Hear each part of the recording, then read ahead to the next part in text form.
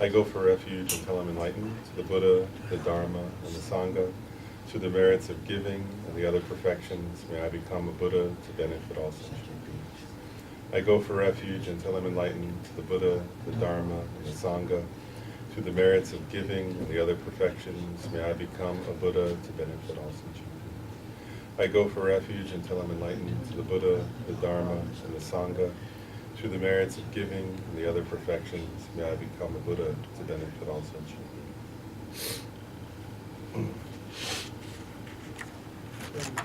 And in Lama Tsongkhapa's text, we're in the section on the 6 perfections, and we're particularly on we're in the middle of the section on the perfection of patience. What's that? We're up to page 182.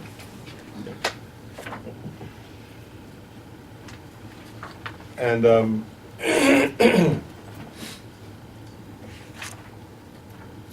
so and within that, we covered like what patience is, the entity of patience, and its 3 divisions, the 3 types of patience. Now we're up to where Lama Tsongkhapa is explaining how to generate patience. And what he points out is, he says the first step in generating patience is to think about the advantages of cultivating patience and the disadvantages of not cultivating patience. So there is that if we want to develop patience, that's the first step. I just want to make a comment on that. It's obviously true. Right? First of all, it's true of many things, right? Like in other words, if you want to develop any sort of quality that takes effort, then understanding clearly for yourself why that's important and why you'd want to do that is useful. And with patience in particular, that's true. And I notice that, like with somebody who's very angry, right? Like, there's a person that has to begin by having some experience that suggests, well, this is a problem for me, right? Like, or so if, in other words, if we're very angry, and then if we're only somewhat angry, then we have to say, well, maybe we think, oh, that's fine, right? So we have to see, well, is there a reason to change that? Does that make sense? And only when you have some understanding of a reason to change that do you make effort. Last time we covered a list. He was talking about the advantages of patience. So he said you will have few enemies, you will not be separated from your dear ones, you will experience external happiness and also mental happiness, and you'll die without regret and be reborn in a good realm, and so on. So he was giving that. But and now we're up to a section where he talks about the disadvantages of impatience, and he says there are invisible disadvantages and visible disadvantages.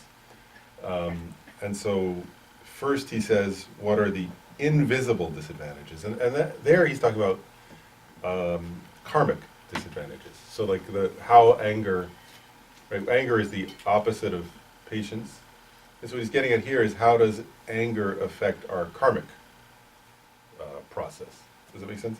And so he's saying that's invisible because we can't see it. The next section will be visible ones that even ordinary people can see. The invisible one, he's saying, this is based on this teachings of the Buddha, because you can't see directly your own karmic process. And so he begins by saying, anger destroys roots of virtue, or positive karma. And then he quotes Shantideva's Guide to the Bodhisattva's Way of Life. And he said, the quote is this: what has been gathered, meaning positive karma, right, that's been gathered in 1,000 eons, like giving of offerings to those gone to bliss, all those good deeds, whatever they are, whatever there is, an instant of anger destroys it all. And then he says, apparently this was composed in accordance with Arya Shura's work, The Compendium of Perfections. And then he says, the play of Manjushri Sutra, an actual sutra of the Buddha, says that it destroys the virtue accumulated over 100 eons. So it's the difference between 100 and 1,000 eons. And so he's starting off by saying, he's quoting various scriptures,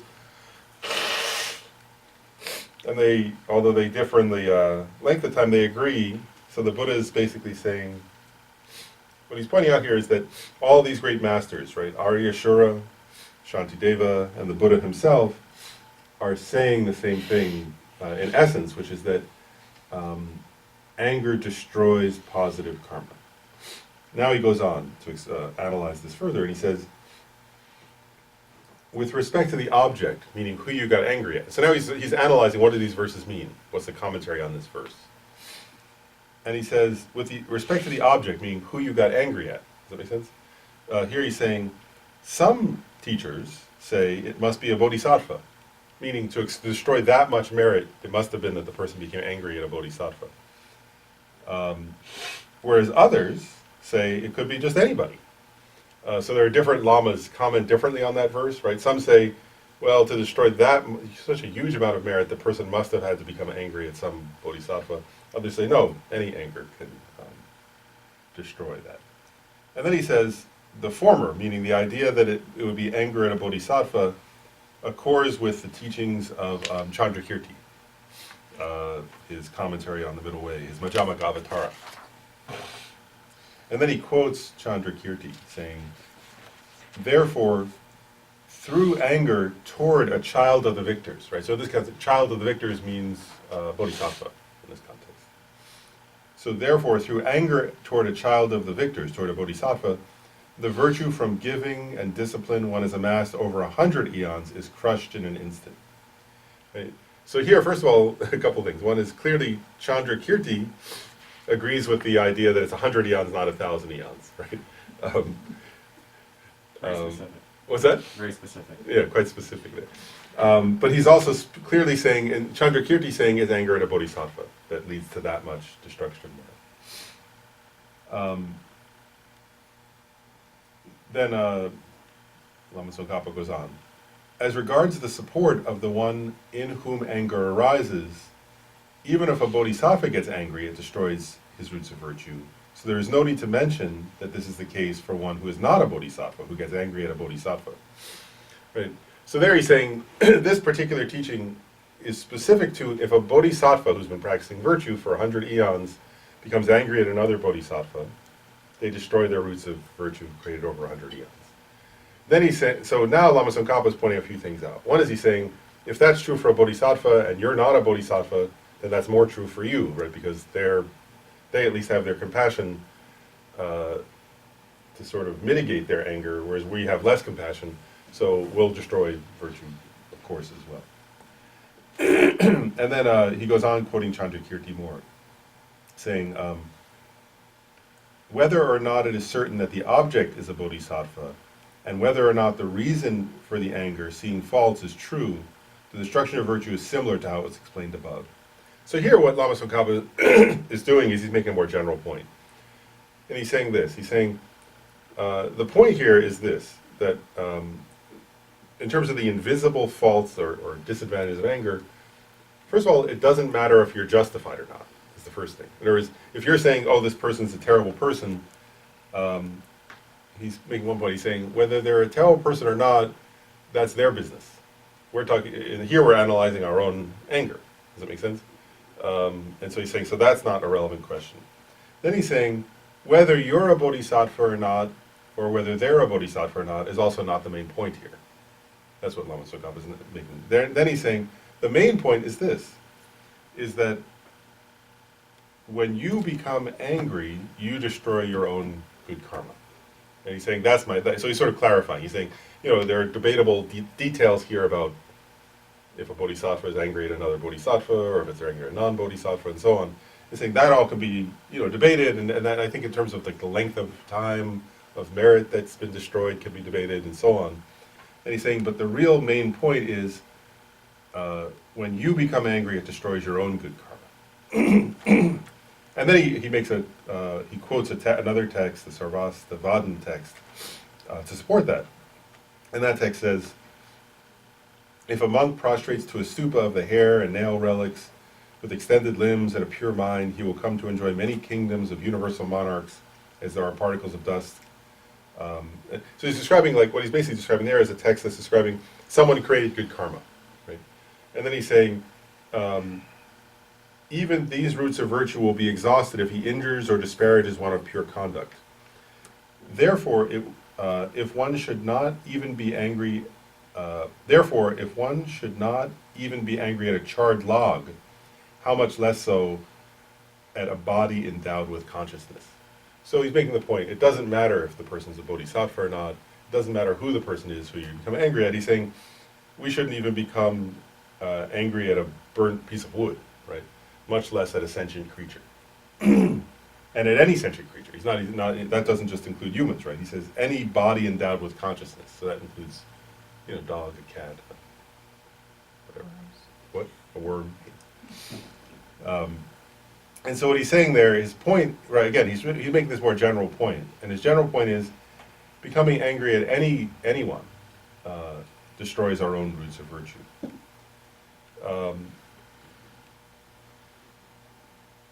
Now Lama Tsongkhapa starts to do some of those things that I pointed out before Lama Tsongkhapa does well, which is he raises these sort of subtle points that others have misunderstood in order to clarify them. And so he says, some scholars say, whatever he says some scholars say, that usually means scholars were incorrect, you know, so if you notice in this text.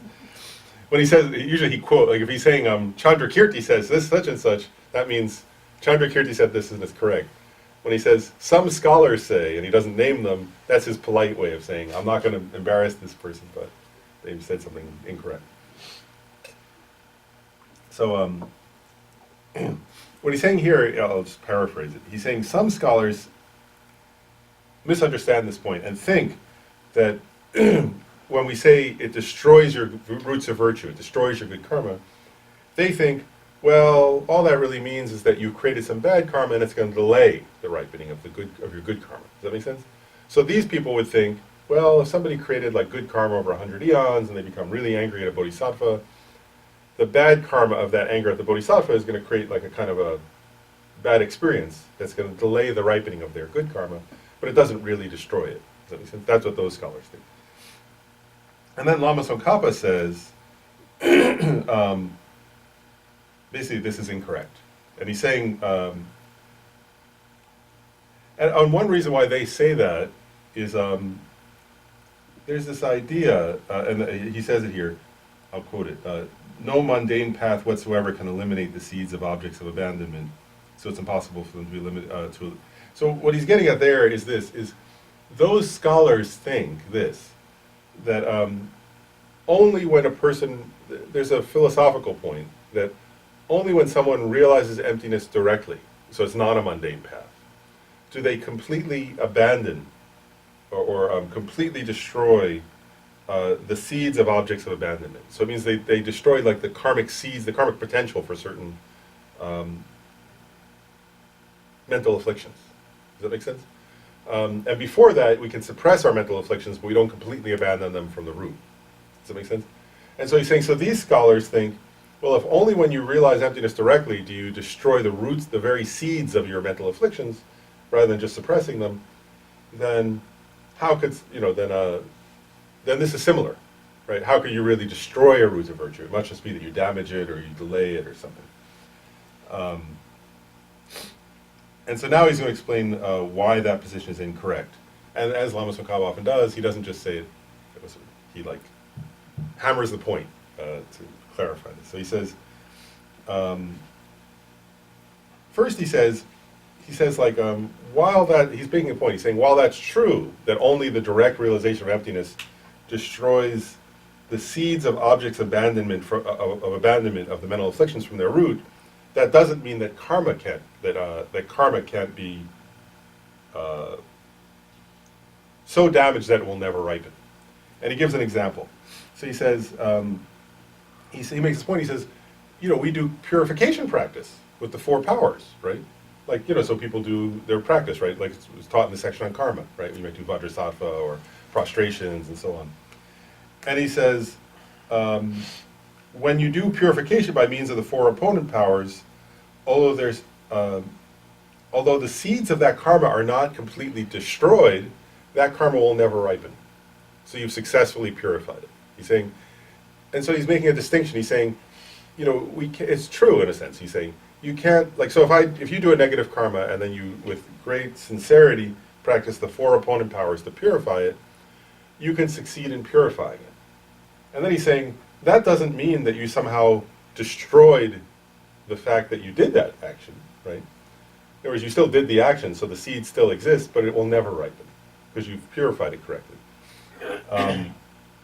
And so he says, it becomes impossible for the fully ripened effect to emerge, right?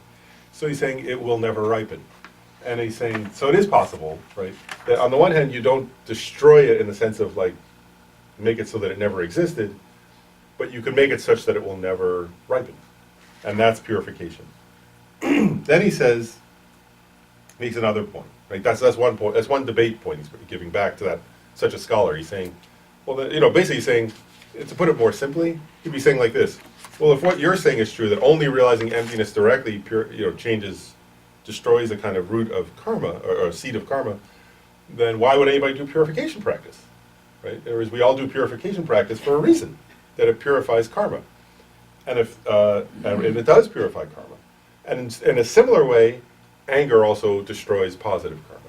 You see, so he's making this point.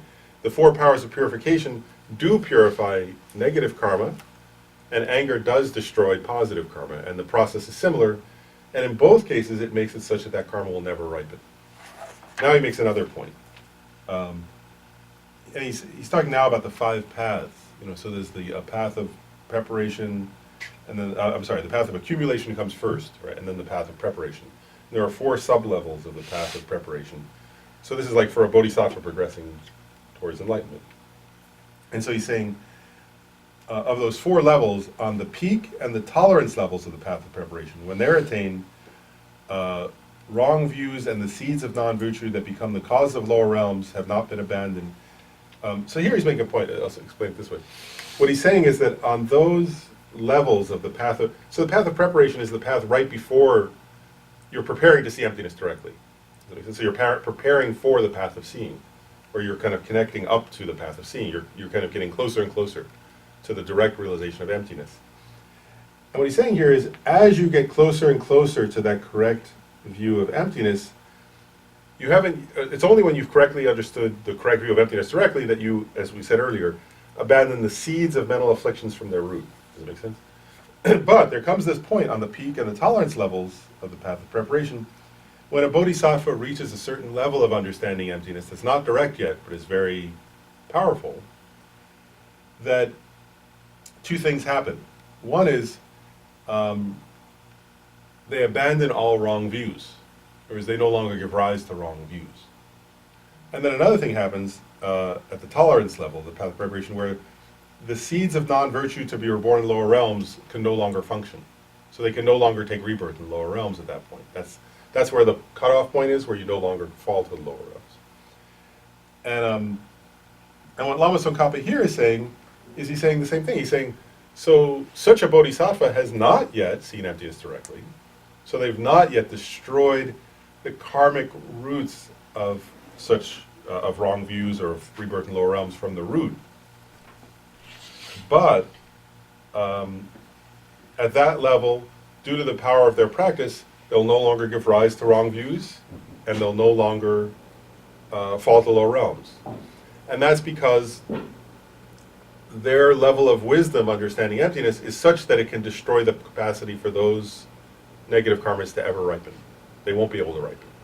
And so again, he's making this point. What he's saying is, it's possible, therefore, without realizing emptiness directly, to so damage a certain karma that it will never ripen. Does it make sense? That's really what he's getting at here. And then he makes another point, which is this, is there's a saying that he quotes now that says, what's heaviest in cyclic existence with karma? Meaning whatever karma you, like all other things being equal, whatever karma you have that's the most heavy will ripen soonest. That's a general rule of thumb. And he says, and in that case, whatever negative karma you, so if you have any heavy negative karma, it will ripen sooner and temporarily block other karmas from ripening. Right? And so then he's saying, however, it cannot be posited, nor it has been taught, that virtuous and non-virtuous karma is destroyed merely by that. So what he's saying is, if you think of it this way, it's like this, like karma is like a queue. Does that make sense? Like like what's going to ripen next, right? Like And what he's saying is, if you create something like extremely heavy negative or positive karma, it jumps to the front of the queue because it's so powerful. And he's saying that's just a matter of sequencing, though. That doesn't mean that it destroys all the karma behind it in line. Does that make sense? And so here what he's saying is, so to say anger is just sort of like pushing everything back and jumping to the head of the line of karmic ripening, doesn't mean that it's, he's saying like that doesn't mean that it's destroyed the things behind it. That just means it's delayed them. And there's a difference. And he's saying there's a reason why Shantideva and Chandrakirti and the Buddha, all these great masters say destroyed. They don't say delayed. Does that make sense?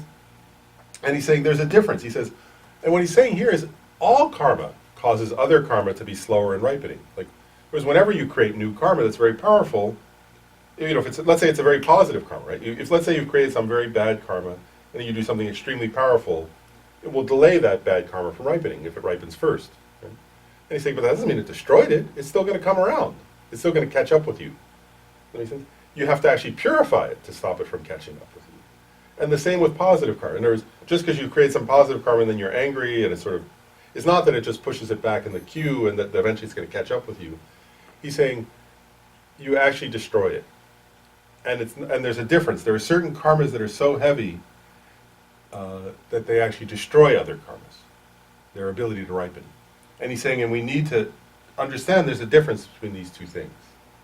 All karma has this effect of, you know, sort of like competing with each other for what's going to ripen next. But then there are other karmas, and he's saying that's why, for example, on the positive side, we do the 4 powers of purification. That doesn't just delay other karmas from ripening, it actually purifies them and stops them from ripening ever. And the same, though, on the negative side for anger. Yep. So just for clarification, so does that at the top of the page when it's talking about, you know, there's the path of preparation and stuff like that, does that mean the bodhisattva or that a person that is on that right before the path of enlightenment, right before seeing enlightenment, can actually really get mad, so mad at the bodhisattva? I mean, because I thought all that they had the right view and all that other stuff. Yeah, so actually, in general, what these teachings are saying is this, is that even a bodhisattva who's at the, like let's say, so the very first level of the path of preparation is heat. So that comes before heat and then peak. So like a bodhisattva who's on the heat level of the path of preparation, who's accumulated virtue over a humongous amount of time and is like, you know, quite advanced in their practice, if they then become angry at another bodhisattva, it'll destroy their, they can still destroy their... Then still to be angry? Yeah, yeah, they do. Yeah, they've not yet gotten past the capacity for anger. Like that bodhisattva has the ability to sort of do, what's it called, the union of calm abiding and special insight. So when they're in meditative absorption, they can suppress all their mental afflictions because they have meditative calm abiding. So such a bodhisattva, when they're in meditative absorption, they're able to suppress all the mental afflictions through the power of their meditation. But when they come out of meditation, and then if somebody like insults them, they may still become angry. And they're not yet at the level where they've destroyed that, where they've had a cessation of the ability to become angry. No, they haven't yet. That comes later on the path. So what you'd be implying here is even such a bodhisattva has to be very careful with regard to anger, or even if they're like quite close to realizing emptiness directly and they become angry at another bodhisattva, they'll delay that realization by quite a lot, and they'll destroy a lot of roots of virtue at the same time. I've got a question real quick. So it seems to me that a lot of the talk on patience is based on like interpersonal relationships. And so I'm kind of wondering, for Buddhism, do they have a different word for kind of like the outside world? So for example, you're working on a project or some sort of goal, and that you're plugging away at it and you're really getting no results back whatsoever, and you're feeling completely demoralized by the whole process, and you just want to give up.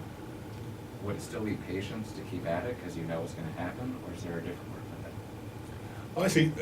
So there, to clarify, like just to make it subtle in a sense, like in the first of the, there are three types of patients taught, and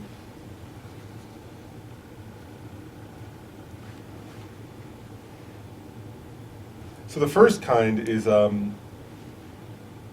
not paying heed to harm by others. So we're mainly focusing on the first kind of patients, which is interpersonal then, in that sense. Not becoming angry, essentially, when it really means not becoming overwhelmed with anger or becoming angry when harmed by another.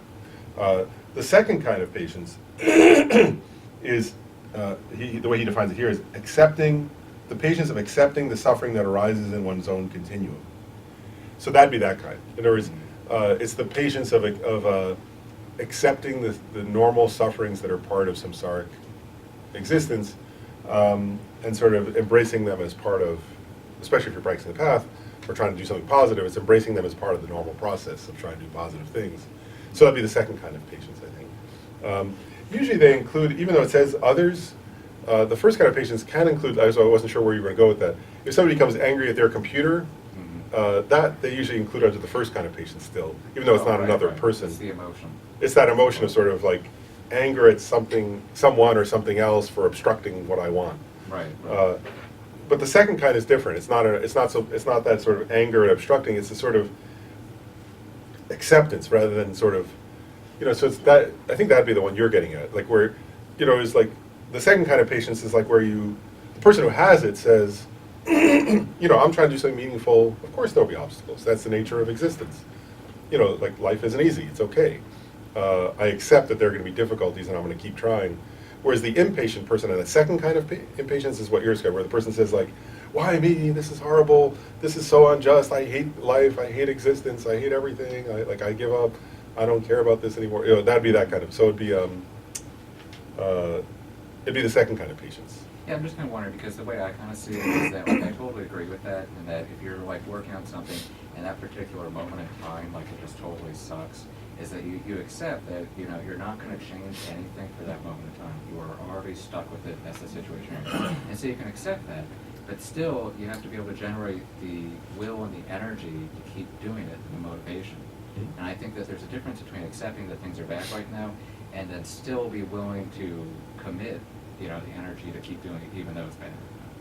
And part of and part of the energy part that you're getting at is actually comes in the next of the six perfections, the joyous effort one, because actually that one is getting at overcoming the many different versions of laziness that sort of get in the way of our continuing to make effort. So that's where I think some of what you're getting at is correct, and is where the perfection of joyous effort actually teachings would be applied to the obstacle program.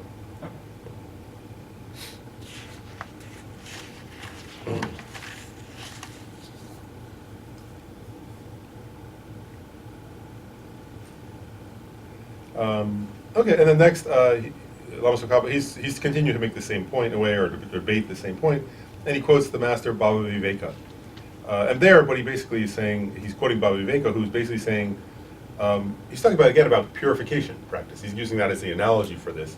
And what he's saying is, when you've used the four powers to purify karma,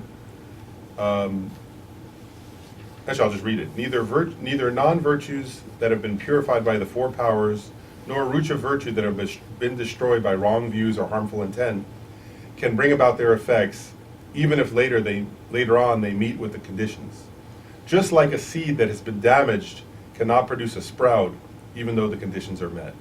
Okay? So he's saying there's a difference, right? And he's making the same point I've already made, right? So if you've purified karma with the four powers, and it's a good karma and you've purified it, or if you've destroyed a bad karma through either wrong views or anger, he's saying it's like a burnt seed. Does that make sense? The seed still exists, but if it's burnt, it's not going to ever germinate. And so that's a metaphor that Baba Viveka is using to make the same point Lama Tsongkhapa is quoting him in support of his point, which is saying there's a difference. It's actually like a burnt seed. It won't ever ripen. And so that's that. Now Lama Tsongkhapa gets into, the heading is called Details Regarding the Way in Which They Are Destroyed. how the fully ripened effects and the effect corresponding to the cause may or may not be destroyed. So now Lama Tsongkhapa is actually getting more subtle, even. And he's saying, you know, what he's getting at is this, is in individual cases about how karma is destroyed, it can vary. Does it make sense? Different people, depending on who they are, on how angry they were, on what the karma was, on what level of the path they're on, and so on, there are individual differences. And he gives 3 examples of what may happen for a person. And I'll just mention what the 3 examples are that Lama Tsongkhapa says.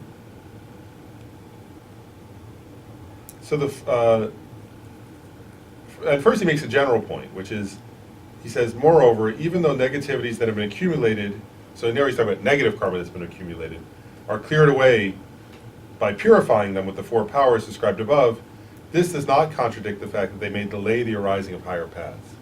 So first he's making a general point, which he's saying, if you're doing karmic purification, you may succeed in purifying the karma, which means it won't ripen as a bad effect, a bad experience, but it can still delay you from achieving realizations, because you still did it.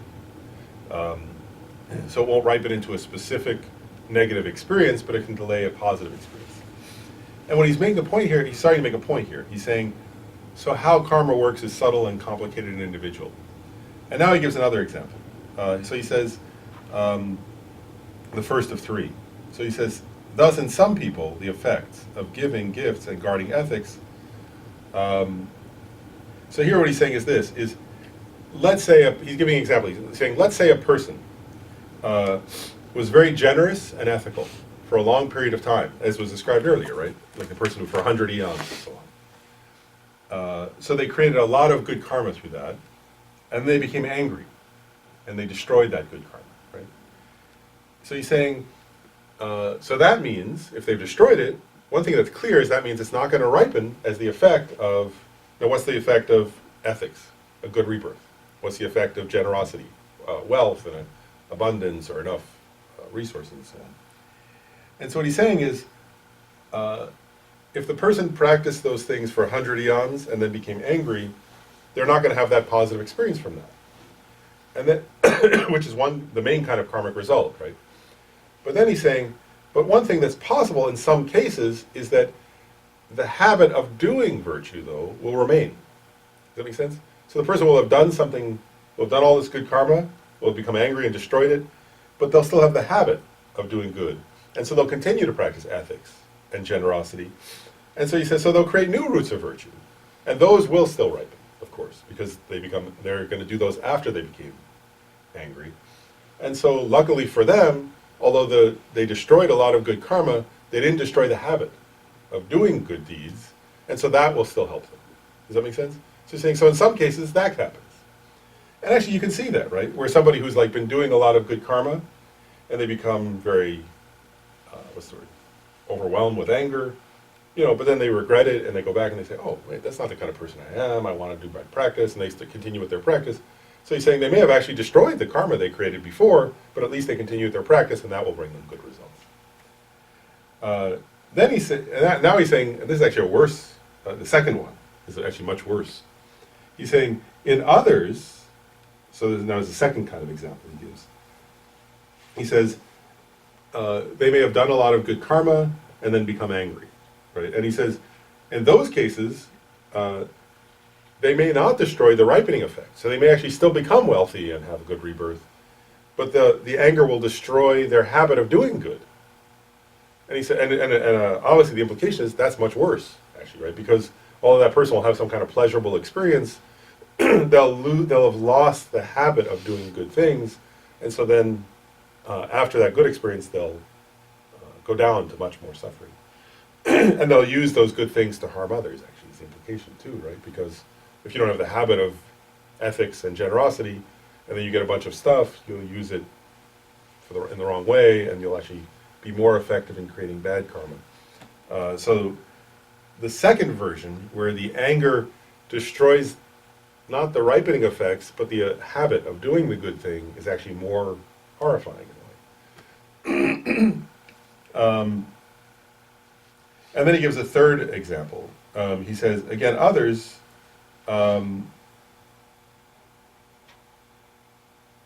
And actually, it's getting at the kind of the third one is kind of getting at the point Lisa was asking about, where he's saying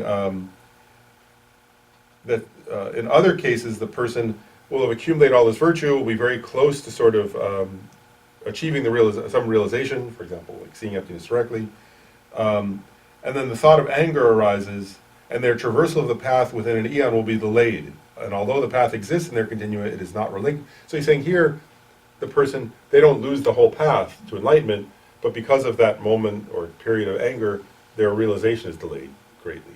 And he's giving a third example. He's saying that's also possible. And so what he's saying there is this, and then he makes a point. He says, in some cases, not all the efficacy is necessarily destroyed. And so he's saying, depending on the circumstances, what we can say for sure is that anger harms your good karma. And he's saying, but then it's very individual, like in these examples. Does it mainly destroy the ripening effects, that you won't have the good effects? Does it mainly destroy the habit of doing good? Or does it just delay positive experiences from happening? And he's saying these things are individual depending on the person. And then he says, nonetheless, this is an important point. This is very important. And it seems necessary to analyze it according to the teachings of the Buddha, essentially. So then he makes another general point. He says, so in general, the invisible disadvantages of anger are that it projects so now he's making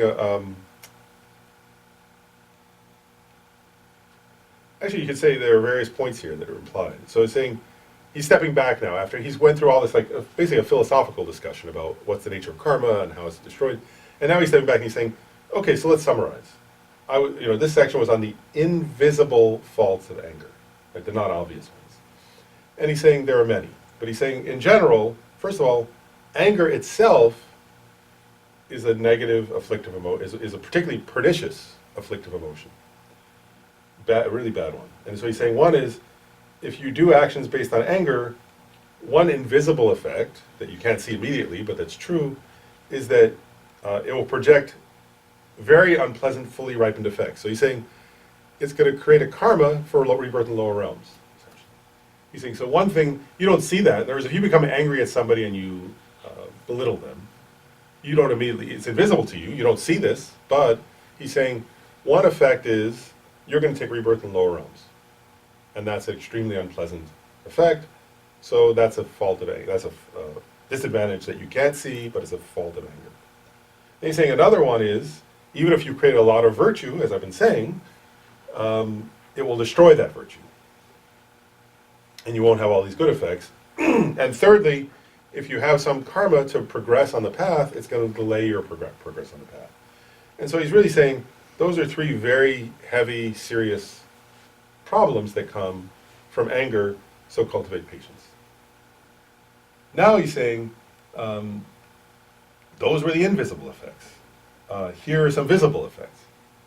So now he's saying you don't have to just rely on the scriptures of the Buddha and the teachings on karma to see the faults of anger. There are also obvious ones. And now he quotes mainly Shantideva's Guide to the Bodhisattva, or paraphrases, quotes, or summarizes Shantideva's Guide to the Bodhisattva's Way of Life.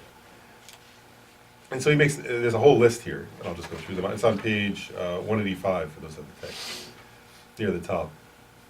So the first one is, he says, we'll go through each one. You do not experience mental peace. Okay? And so we could pause. That's clearly true, isn't it? In other words, that when we're angry, by definition, our mind is not peaceful. So if we introspect and look at our own mind and think back, either when we're actually angry, analyze it, or think back to when we were angry, then it becomes quite clear our mind is, agitated, unpeaceful. Dalai Lama often says this point that, if we want world peace, we say, we wish there was peace in the world, that actually begins with our own mind, right? Like, in other words, it's funny when somebody says, I want world peace, but I'm angry that there's not world peace or something. It becomes silly, right? Because world peace means actually not being angry. Right? If enough people's minds are not peaceful, and that's what the definition of that is. So, and then also a lack of certainty, right? meaning like, actually a better word is like clarity. In other words, that we lose our mental clarity when we're angry. And our mind becomes, actually, you see that like, there's, what's what you say, right? You know, when you're really overwhelmed with anger, you don't see things clearly and you make bad decisions, right? So you know, and so what he's saying there is like, those are two different, actually, faults of anger that we can see in our own direct experience, right? So you have to check for yourself. So one is, again, just to clear, one is your mind won't be peaceful, it'll be agitated and, what's the word? In a state of unease. And the second is, you'll have bad decision making, right? You'll think, what's the word? In a kind of distorted way and in an impulsive way, and you'll make poor decisions. Then he says, previous joy and happiness are ruined, and later on are not achieved. Okay? And what's that say? What he's getting at there, right, is actually, I mean, there are many, many examples of this, right? But he's getting at this kind of process, right, that if you look at a person's life, your own life or other people's lives, right, and actually he's getting at, making your point, he's getting at relationships here, right? That's really what he's talking about. And so what he's saying is, you know, if you had like a good relationship with somebody, and then you become extremely, you know, become angry at them, right, over and over again, for example, you know, it ruins those relationships, right? Whether it's between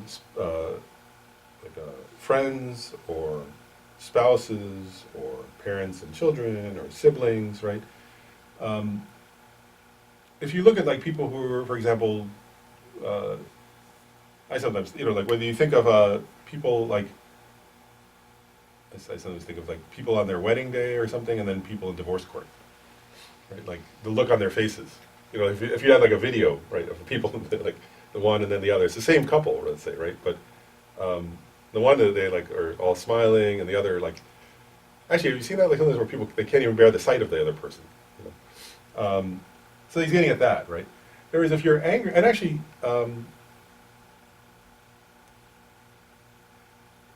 just pausing, I mean, so many examples. I'll just give one. Like I remember one time, many years ago, I was like so there was like an article in a magazine. It was this guy who was like a very handsome like billionaire or multi-millionaire, I can't remember which, and he was married to the wife was a supermodel, you know, like, and it was just I just saw it somewhere. It was somewhere, and I picked up this article. I was like reading it, and the story was of how,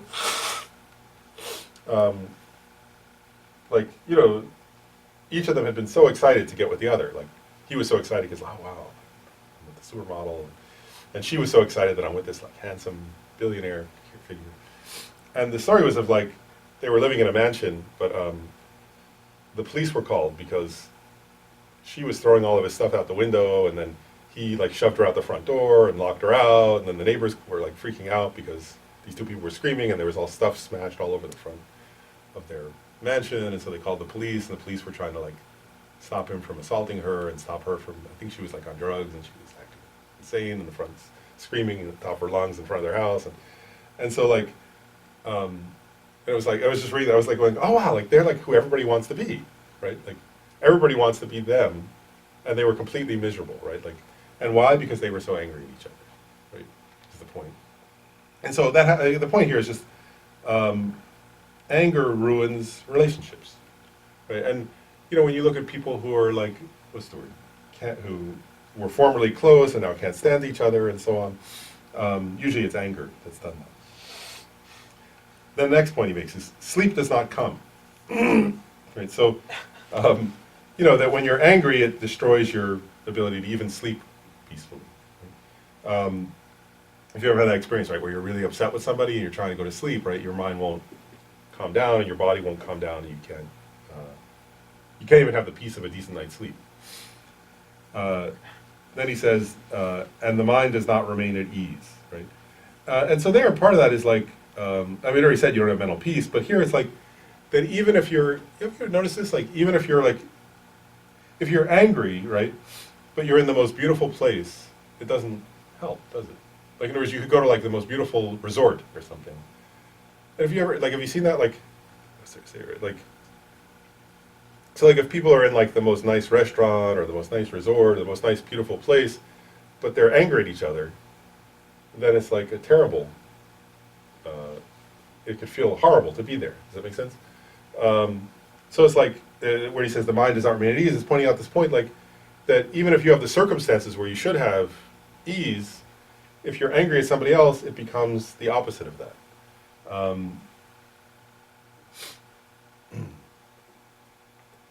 Yeah, so, and that's true, like, isn't it true? I mean, you know, there is, it's actually a point, like, wherever you go, there's no place where you actually can find peace if you're filled with anger. Speaking true. And then he says, if your hatred is strong, even those you've nurtured with kindness forget about your kindness.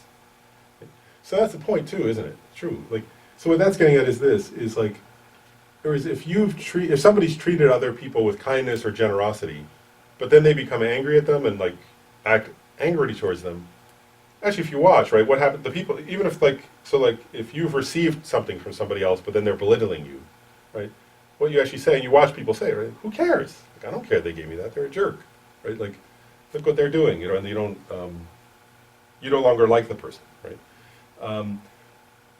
And that's true for you, right? Like, so there is, so for ourselves, we have to look at ourselves and say, that's true, actually. So, like, there is, even if I'm often very nice to these people in my life, certain people in my life, but then if I treat them disrespectfully, it's like that's going to, like, erase the effects of all the good things I've done, because they'll look at me and say, well, yeah, but he's a jerk. Like, who cares that he was nice those other times? Like, he's basically not a nice person, right? And the cutoff line for that is that anger. Does that make sense? When you treat others with disrespect, with anger. And that's true. You can see examples of that in other people, or you can look at it for yourself. Does that make sense? Like recognizing if I don't become, you can look at it for other people, recognize it's, it's going to be true for me too. Whereas that, and like, let's make a point here, like, you know, we may think, oh, that's true for bad people and so on, right? But actually, like, you know, take yourself as the example, right? Like, in other words, whether it be like your best friend, a very dear friend, for example, or even your own family member. What he's getting at here also is that relationships are fragile, actually, right? And you can put a lot of effort over many years into a friendship or into a familial relationship, and you can destroy it in one day, where the person will never look at you the same way again. And all because on your worst day you said something you should never have said, or did something you never should have done. Yeah. So what about, I mean, like sometimes, and maybe obviously this is the same with anger is never justified, but like in a relationship, sometimes if my partner is mad at me, it's frankly because I was a jerk, and you know what I mean? So him getting mad at me, of course I don't like that at all, but after, you know, I can get my ego out of the way, think, wow, I was a real jerk, you know? So what about that kind of anger? I think the key here, actually, if you're really going to contemplate it from this perspective, what you recognize is like, is a couple things. Like one is, what's this the right way? Like, there is, so well, using your example, so you would say, okay, so his anger at me was justified, right? And then we would think, wow, so like, I've harmed him terribly. Like, in other words, from terms of what the anger, first I was a jerk, and secondly, because I was a jerk, he became angry, which then is ruining his good karma, and creating causes for him to go to lower realms. Like, so the relationship with me is becoming a cause, like, there was, my jerkiness, put it that way, my jerkiness not only caused him suffering in the short run by just like, it was unpleasant to him, but then I kept being a jerk long enough that he became angry, and by his becoming angry, I caused him to destroy roots of virtue that would have brought him good experiences in the future, and that create a negative karma that will bring him suffering in the future. And I did that by being a jerk.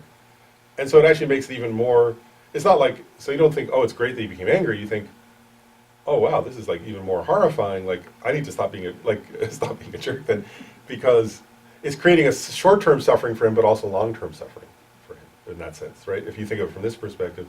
And so it's not really, I mean, there is, asking was his anger justified is in a way the wrong question, in a sense.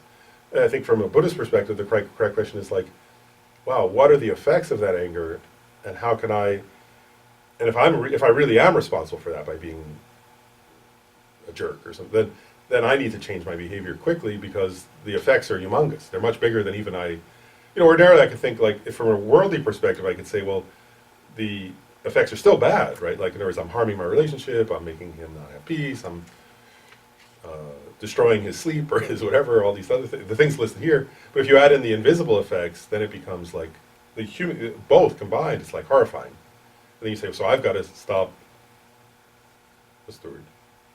Giving people justified reason. I mean, people can still become angry, that's their business, but if I'm contributing to it by my own actual behavior, that's much worse. So, and I guess, because the important point in terms of the justified, though, is from oneself to recognize, like, the justified part would be the other, which would be to say, so when he well, you already did it, which is good, but there is this, like, so if he's angry at me, and then, let's say this right, it would be this, it would be actually to say, so when he has a bad day, and I can say, well, then I'm justified, is to say, well, according to this teaching, no. In other words, that's the wrong question then. It's not a question, is it justified? It's a question of, is it useful? And clearly not. Does that make sense? In other words, if I become angry at him, and you can go through your reasoning. Well, first of all, I was a jerk yesterday, so why would I have to, it's not fair, as one. But then also all these effects, right? It's going to ruin my mental peace. If I become angry at him, then that'll also inspire more anger in him, and then we'll both be creating bad karma. I'll enhance my own, all these negative, harming the relationship. That will also harm him, that'll also harm our karma, and so on. And you kind of, so I don't know, does that answer your question, though? I'm not sure. It sounds like I'm super screwed. The good news is we can stop it, though, Can you purify, like, so with that scenario, would it be possible, I mean, like, if there was no other out for him to, other than, kind of like getting intense and, pointing out my jerkiness, to purify that could I, with purification, purify that karma for him? No, only a Because it person. brought me good karma, right? I Yeah. mean, it brought goodness around, Yeah. because it stopped my jerkiness. Mm-hmm. You can thank him, but you can't purify his karma. That's the hard part. You can thank the person for their kindness, but actually you can't purify their karma, right? You can only purify your own karma. Anybody, I mean, not just you, but any of us can only purify our own karma. So, and that's like, I mean, you're getting at a subtle but important point, right? Which is recognizing, like, how we interact with each other has effects. And I'll just share this. It's just an aside. I was just reading an article, actually, magazine, but one of those Buddhist magazines. But I actually thought it was quite good, where the person was saying, the person was making a point, which is I'll elaborate on just slightly. Like, whereas if somebody harms me and I forgive them, that's great. But he was saying, but don't think that just because somebody forgives you or you forgive them, that it erases the karma. And I was like, he's right. In other words, let's say in your example, if I act like a jerk and I get somebody, and somebody else becomes angry at me, and then later I realize, I was a jerk, and I go apologize. That's socially, that's a good thing to do, but that doesn't erase the karma that was created. So an apology or forgiveness, so let's say I apologize and they forgive me. That's good, but that doesn't erase the karma the karmic pattern of me becoming a jerk and of them becoming angry. And so you start to realize there's something heavier than we sometimes think, because that produces an effect still.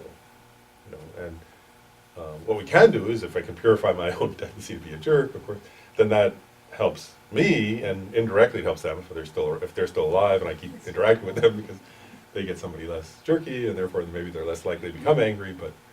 But it doesn't erase the karma of that still. They have to. They can do their own process if they want to, but yeah, you can't erase that for somebody else. It's disturbing. Yeah, and even, like that was the point, even an apology or forgiveness doesn't erase the karma. But doesn't an apology create good karma for the person who's actually doing the apologizing? Because then it gives the other person a sense of maybe peace or... Yeah, so it'd be a different...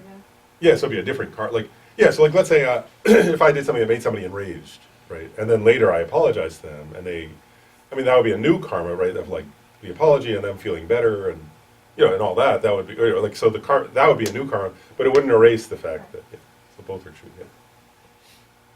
I've got a question real quick. So it seems to be that there's a lot of effort in preventing getting angry, but there doesn't seem to be so much information on, you're already angry, what do I do now? And I remember reading a book actually a number of years ago by Robert Thurman, and he used to be a Buddhist monk, and the book was on anger. Mhm. And I remember at the very end of that book, he mentioned, okay, occasionally you're going to get angry. That's a lot of energy right there. Go ahead and divert it for your own uses. I mean, is there a way, is there a method of trying to control it once it's already happened? Yeah, actually, that's the next section, so we'll get there, yeah. I mean, and if it doesn't fully answer it, ask more, but that is in the next section. I mean, he's just building up, he's not gotten there yet, but. Okay.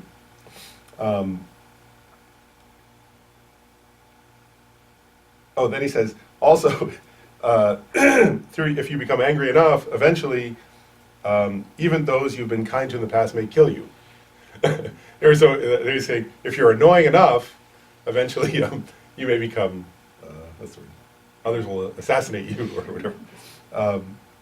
So careful, Lisa. Yeah. That's funny. Then he says, even friends and relatives will get irritated and abandon you. And so in other words, you'll end up, what he's saying there is we can end up abandoned and alone if we treat others angrily. And that's these are observable things. He's saying that's another observable effect.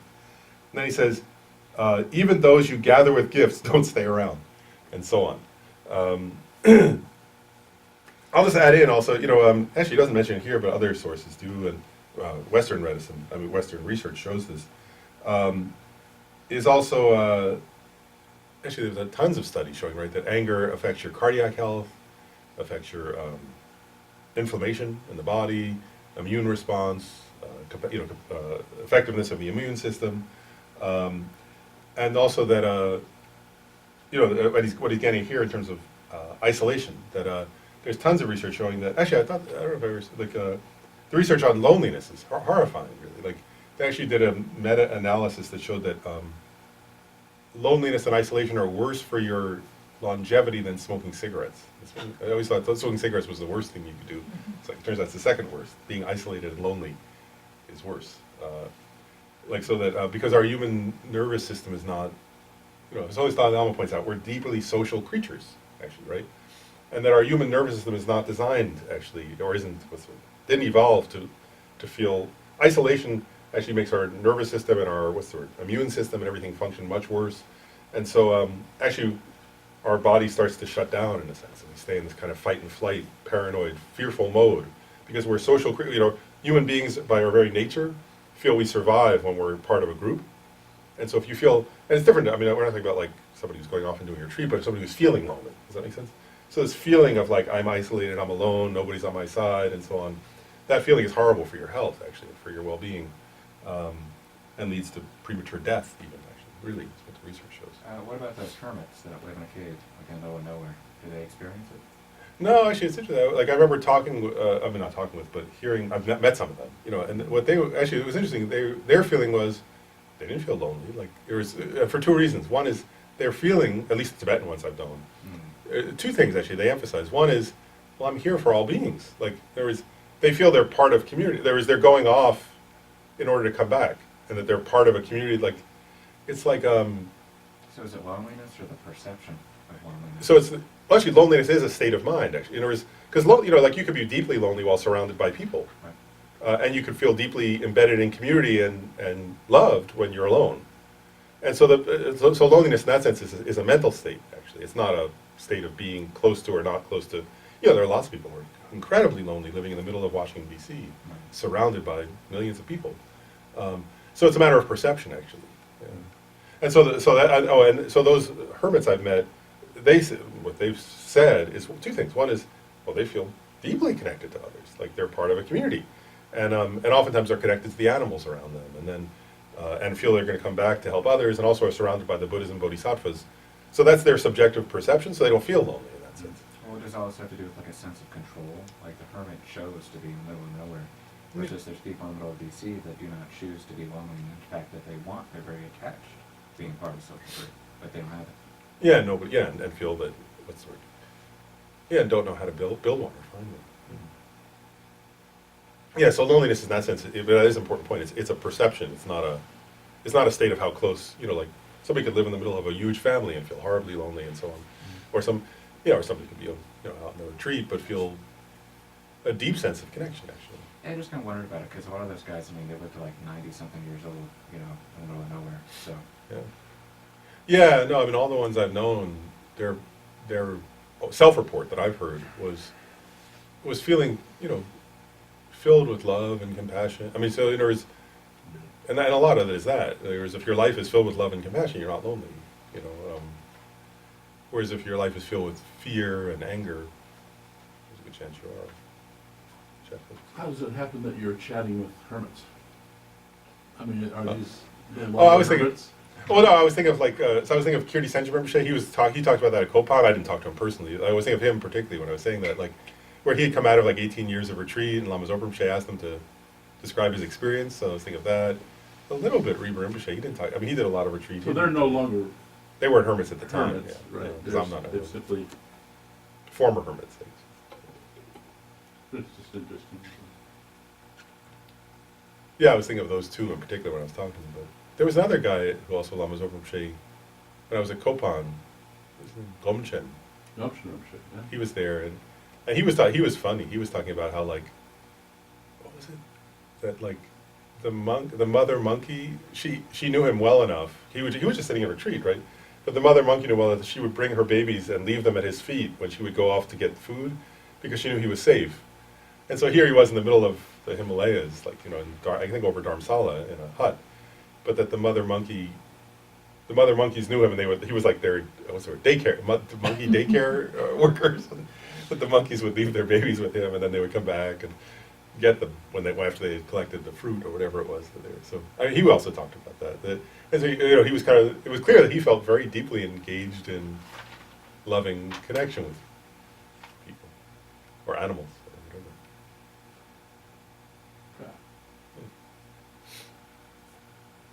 whatever. Okay, and so then Lama Tsongkhapa quotes again Shantideva saying, "There is no negativity equal to hatred. There is no austerity equal to patience. Therefore, patience should be practiced earnestly in various ways. Thus, you should consider the advantages and disadvantages and make an effort to develop patience in many ways."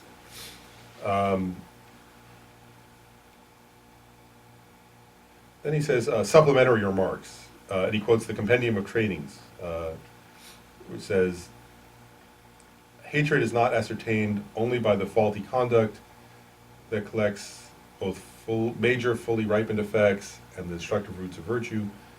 Oh, okay. He's saying here that there are only certain, his point about negativities that can destroy roots of virtue. Does that make sense? Good karma. And he's saying hatred is one of them, right? Then he's saying, by the way, that's not the only one. There are a few negative karmas that are so heavy that they destroy positive karma. Hatred is one, or anger is one. Others are the wrong view, deprecating karma, right? So somebody who says, so it's nihilism, essentially. Somebody who says, whatever I do, it doesn't matter, I can harm others and it doesn't have any effect. That's another negativity that's so heavy that it destroys roots of virtue. Another one is abandoning the Dharma itself. A third is contempt, which we've been talking about.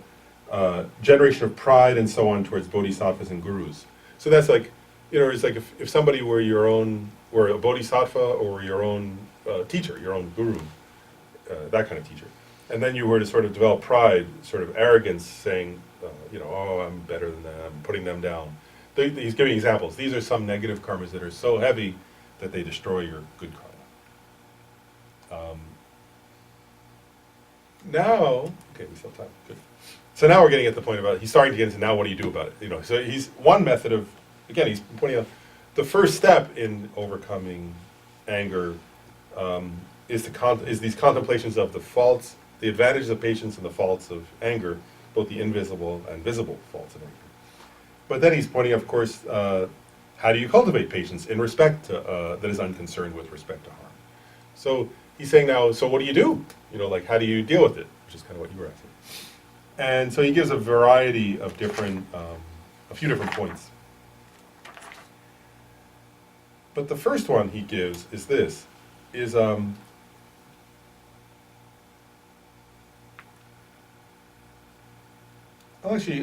read this one paragraph. He says, if you investigate, now he's talking about, so somebody harmed you, right? So he's saying, if you investigate whether or not someone who harmed you was free not to harm you, you will find he did not harm you while being in control. For he generated the wish to harm you out of causes and conditions such as the seeds of mental afflictions from previous familiarity and improper mental attention. Also, due to them, he engaged in activities that inflicted harm, and therefore he produced suffering in others. For under the power of other, the mental afflictions, he had become as if their slave. So this is one specific contemplation.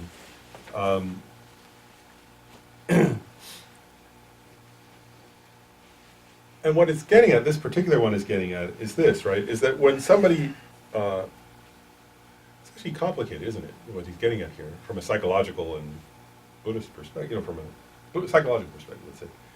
What he's saying is this, is so somebody hurt you, right? And he's saying here, so you analyze and you think, and our usual feeling is, well, of course they did it on purpose, right? Like, and they did it under their own control. And what he's saying is, no, they're like a slave to their own mental afflictions. Right? That they're not in control of themselves, actually, is what he's saying. Right? And if you analyze the way he's putting it, you know, he's not saying like that they don't have free will, right? He's saying basically that they're, what's the word? Almost like in a psychotic state. Right? Kind of sounds like you're treating them like children, but they're, Yeah. you know, not responsible for their actions. Yeah, you are kind of. That's exactly right. And this is in a way, because from a Buddhist perspective, and that language is used oftentimes, is they say, well, beings are childish, or like children. That ordinary people are incredibly childish, is the standard, is actually, so you're exactly right. And basically, most of the time, don't know what they're doing, and let's say that right, and are completely under the control of, what's the word? Ignorant, foolish stupidity, and that makes them worthy of compassion, not blame or something like that. And there's another implication where he says, like, they're slave, right? Like, and I'll actually, to elaborate on this point, he's,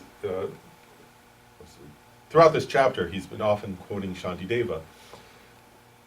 And Shantideva gives an analogy for the, Lama Tsongkhapa doesn't mention it here, but Shantideva elaborates more on this point. And the analogy Shantideva gives, he says, if someone hits you with a stick, why don't you become angry at the stick? And of course the person says, well, why would I become angry at the stick? The stick doesn't know what it's doing. It's the person wielding the stick who I'm mad at. They hit me. Right? And then Shantideva says, so you're not angry at the stick because the stick wasn't under its own control. And you say, well, yeah, it wasn't under its own control. The person swung it, you know. And then so he says, but the person wasn't under their own control. They were controlled by their anger. And then he would say, so why not become angry at anger?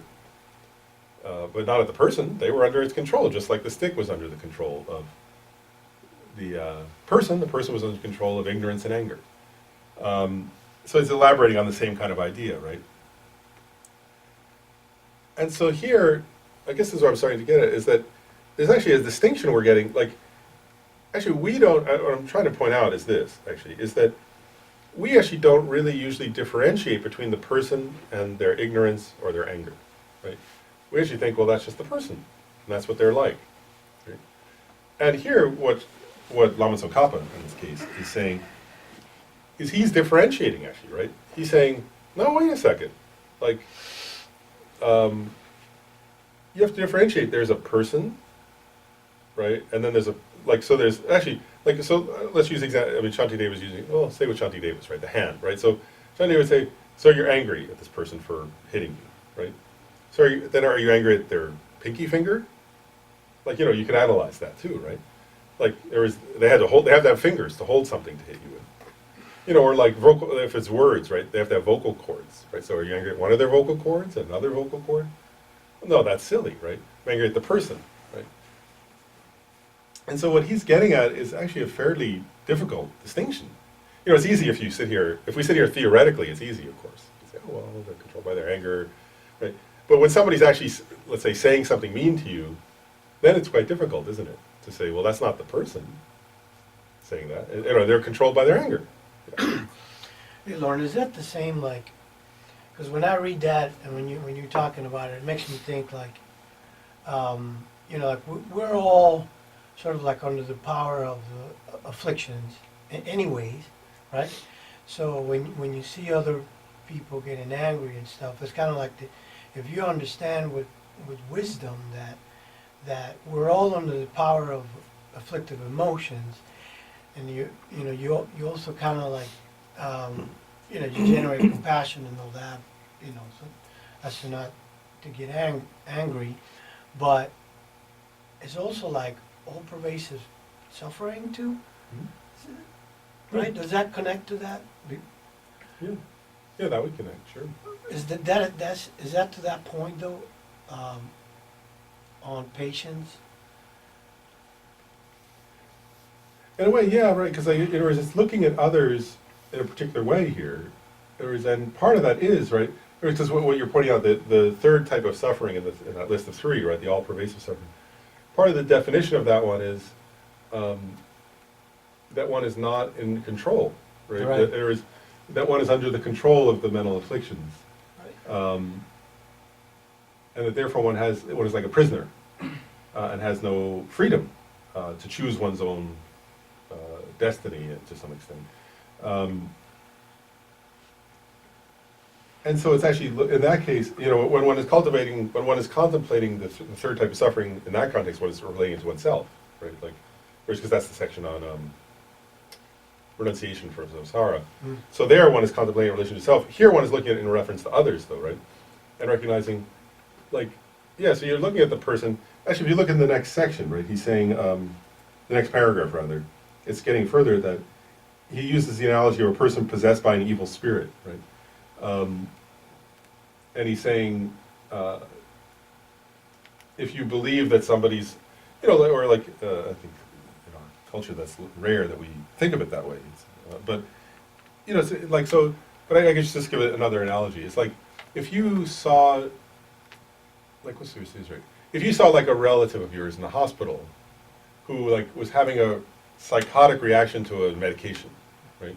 And they were like thinking you were a monster and like striking out at you when you came to visit them in the hospital, like you'd be, you just use that as the analogy, you'd be a fool, like to hate them like to say, oh, I hate them forever. They struck out at me when I visited them in the hospital, like, you know, when they were under the psychotic effect of a medication. You would say, like, of course not. Like they were under the effect of something else, right? So the way I'm kind of interpreting what you're saying is that anger is like an intoxicant emotion, and that the sort of purpose of it is to destroy something. And that the way to make it useful is that instead of putting that sort of target, you've got one in the chamber, you're ready to fire on a person, to instead move it to some sort of abstract concept that you're going to try and destroy. So it could be that person's, you know, whatever's going on in their life that may lead them to be like that. Or you could do it internally, is that you're angry at your own anger or your weakness to get angry, and so you want to get rid of that in the future. Yeah, that's right. Yep. So what are some good targets to sort of switch? So in this context, what he's saying is the main targets are the mental affliction. Here he's saying the main target should be the mental afflictions. Yours or others? Uh, Say yours probably, because that's what you have most control on. I guess there are two things. One is the idea would become to be impatient, and if you're be angry at your own, ultimately, yes.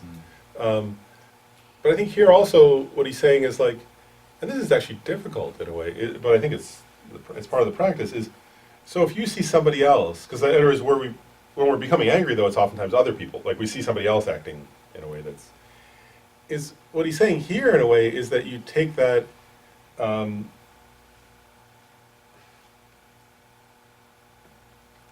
as a teaching on compassion, really, right? Or is that, so when the other person's acting unreasonable or something because they're under the influence of their own mental afflictions, here you have to recognize that, of course, they also have mental afflictions. You know, so you're not only becoming upset with your own or something, but you here, I guess, what you would think about is like, oh wow, like they're, like he says, they're like a slave. There was like, so you would actually contemplate in a way compassion for them. Like, wow, this person who's acting in that way is, first of all, nobody acts that way when they're happy. They're unhappy. They're under the control of their own unhappiness. They don't know how to become happy, right? And the best they can do to think of how to become happy is to lash out at me. That's horrible for them, actually. So you would actually use it as a method for, on the one hand, cultivating compassion for them as a kind of, again, crazed person or a person who's... But also kind of doing like a root cause analysis. Yeah, and you would analyze it and you would say, well, the real cause of their suffering is their own ignorance and... Right, so I'm trying to mental think of ways afflictions. that people can use anger very usefully. So for example, somebody's upset because their boss like did something that they don't like. And so what they could do is they become angry at their boss because their boss is personally doing something. But sometimes their boss is doing something because the system, the way that it's set up, is that then, well, their boss has to do it that way. So instead, you could kind of do like a root cause analysis. You could go to an abstract concept, be like, well, the reason why I'm unhappy and this kind of sucks and I'm angry about this isn't because of that person, it's because the way the system is set up. And then if they want to be productive with that energy, they could try and change the way that system works in order so it's more accommodating for everybody. And so that would be useful, rather than if they just got angry at their boss, still the system would be the same, and that it wouldn't change anything. Yeah, that's true. It sounds like they're saying that anger is not useful. The feeling of anger is not useful, so perhaps the desire to change something that produces bad results is good, but not that, I was thinking that it was saying there is no useful. Yeah, I would say so. I was just kind of saying, like, you're already in it, you're already angry. You know, can you make use of something that's already happened? It's not the ideal way to do something, to get angry and try and change it, but if you're already angry, you know, what can you do with this? You want to stop it? Well, I mean, it's either you stop it or you try and divert it. Well, one thing I guess I would differentiate is like, I'm trying to find the right way to put this, but so let's say, for example, somebody does something that I don't like and then I become angry at them. And then I sort of do this analysis, like, oh, wait a second, they were under the control of their own mental afflictions and therefore that's why they did that. And so, like, whereas at that point the idea would be to cut the continuum of the anger, but there could still be a kind of leftover passion about, Like residual I want to energy. do something to fix this problem. Right. You know, so like, and there one is no longer angry, but one still has a kind of resolve, let's say, to fix a problem that one has now become aware of, and that's a good thing. You know, so but it's without the anger at that point. That would become compassion at that point, right? I guess yeah. I mean, I guess it depends on the circumstance. It could become. Or is it patience? Oh, it's definitely patience because you've cut the continuum of the anger, and I guess it depends on the circumstance. So like, it could become compassion, or it could become loving kindness, or it could just become, you know, a sense of. It could be I guess technically it could be something else. Like, you know, it could be a recognition of. I'm trying to give an example. It's going to depend on the person where they're at in their life. So I think that, for example, you can have somebody that gets angry all of the time, and they've literally built up those neural pathways, so it's like this, it's a hair trigger. I think probably with those kind of people, they should stop it right then and there. But if you have somebody that's very, very skillful, and that they only occasionally get angry, well, maybe they can divert it for use.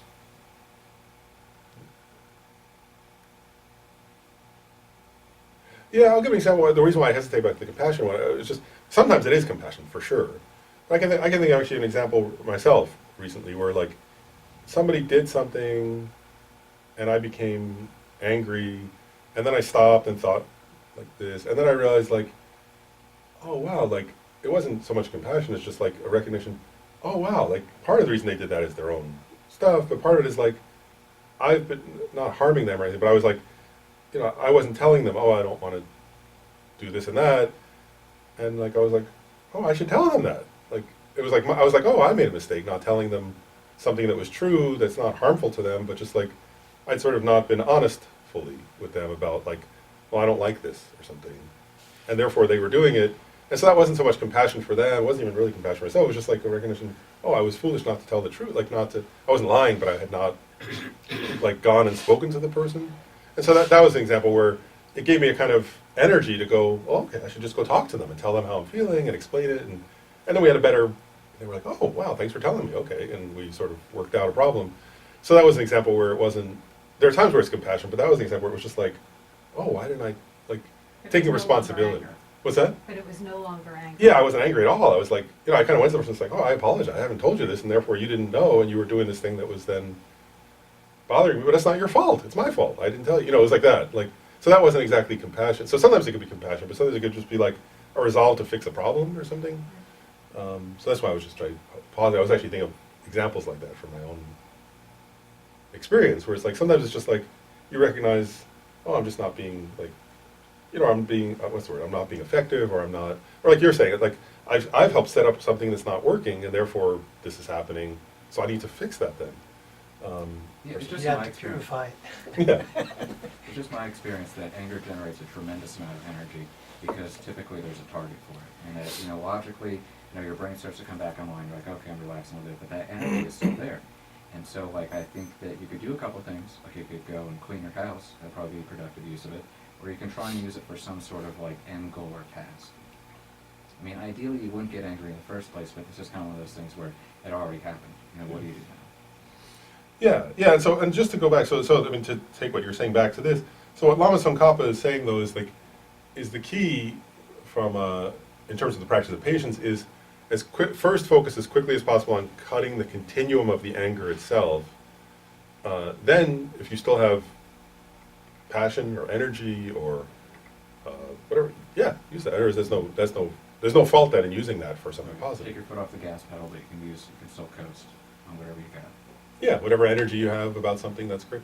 But if you continue it with anger, then you're harming yourself. That'll be the difference, and harming others indirectly, probably, but at least harming yourself for sure. So that's the key point: is yeah, cut the continuum of the anger, but then whatever, yeah, you can still use your energy or your passion or your interest or your even curiosity. It could be various things, right? Like, you know, because whereas afterwards you could still have some interest in whatever was going on, but it's no longer with anger. That's the key.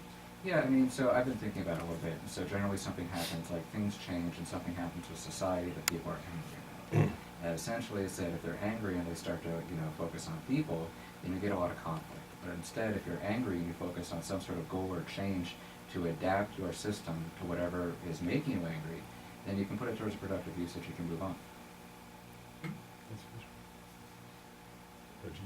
Now, Dr. Lawrence, so in Tantra, we correct me if I'm wrong, we do use wrath or anger to arrive at a state. Now, is that a right statement? I would ask you, because I'm not a practitioner of Tantra, but that's what Rinpoche said last year when he was here from Seattle. I forget his name. Ken Rinpoche said, or some other No, Rinpoche? this Rinpoche was from Seattle. Oh, okay. Came here for a teaching. I don't remember his name. Is that a true statement that actually, even in Buddhism, we do use anger to what my friend is saying here, or to manifest? No, that's not, like, really the, this is right, like, I'll say it this way, like, in Tantra, like, the idea of using anger, in some sense, is not, is something quite different, actually, and I'll give it, actually, I think it's fair, I can explain one point about that, which is, there, the idea would be this, would be, it's actually to, like, it would be for somebody who has a very good understanding of emptiness, actually, right? And then let's say, for that person, I'm just giving an example, like a general point. It would be, so the person has a very good understanding of emptiness and is practicing the kind of teachings you're describing, and then, so then, like, if they became, then something happened and they gave rise to anger, they would then immediately meditate on emptiness. in reaction to the recognition that the lack of an independent self of the person getting angry, of the object of the anger itself, and that understanding of emptiness would then destroy, actually, because there was all afflictive emotions arise from ignorance, actually, right? So there the person would, if they had a moment of anger, they would meditate on emptiness in reference to that direct experience, and that the wisdom understanding emptiness would then destroy the anger itself. And there's an analogy, like they say, like a termite that's born inside a piece of wood eats the wood.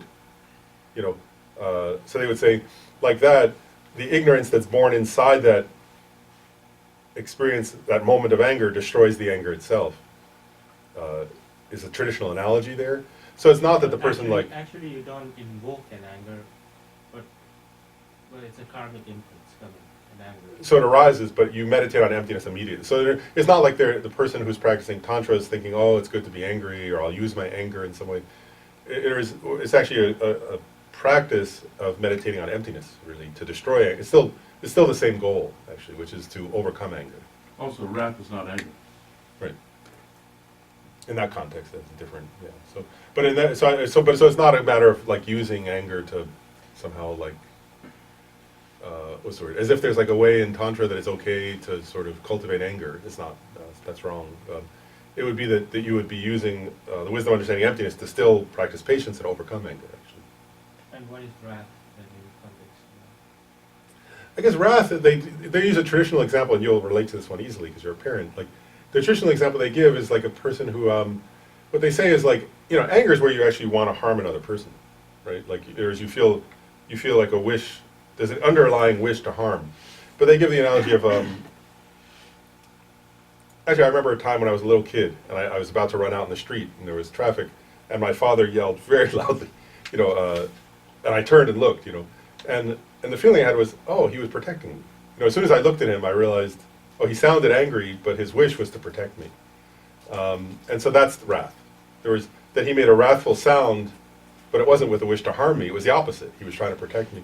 So wrath is a kind of fierce, what's the word? Action. A fierce action that's designed to protect others, not to harm them, and that where the motivation is not to harm. Does that make sense? So, like if you saw your child in danger and you said something to protect them, and it sounded harsh, but if your wish is to protect them, it's not anger. Then. And that's different than if they're being annoying and you get, you know, and you lost your patience. That's a different issue, but. It's that state of mind, actually, where there's a harsh or a forceful or a rough action, but the motivation is not anger. The motivation is protective or kindness or compassion.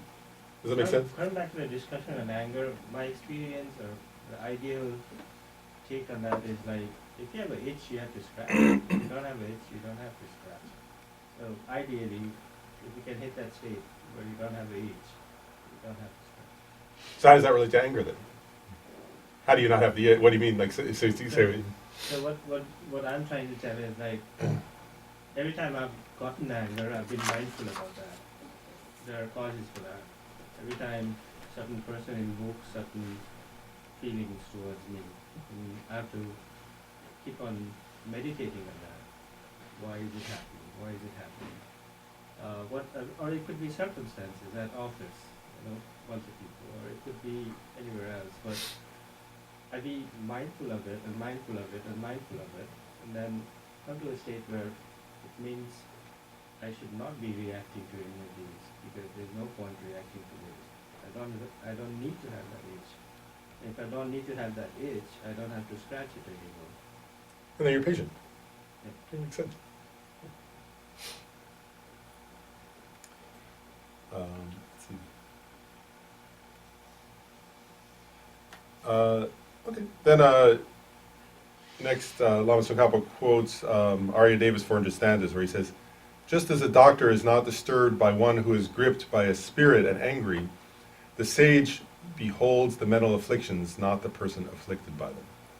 And so that's getting at the same point we've been saying. So when it says the sage beholds the mental afflictions, right? So what it's saying there is, if we differentiate, right, the mental affliction from the person, and so he's saying that's what the Buddha does, right? So when the Buddha sees difficult people, they see, oh, this person's controlled by their craving. This person's controlled by their anger. This person's controlled by their pride.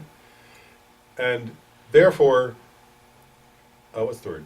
Doesn't become angry at them, just like a doctor, so it's like this analogy, right? Whereas if a doctor is helping somebody and they're sort of crazed, they don't become angry at the person, they recognize they're crazed because of the condition. In the same way, when we're practicing patience, one training is to look at that. So you see the person and you think, in this case you're thinking, oh, they're controlled by the mental affliction, so you generate compassion for them. That's the idea. That's why the analogy of the doctor is given, right? You generate compassion rather than hatred. And then Chandrakirti, he quotes, "There is no fault of sentient beings, it is the fault of the mental afflictions. The wise who have analyzed this in detail are not disturbed by sentient beings." Right? So again, implication here is if you yourself want to become more wise and more patient, then you train yourself, right? There's a mental training to look at others.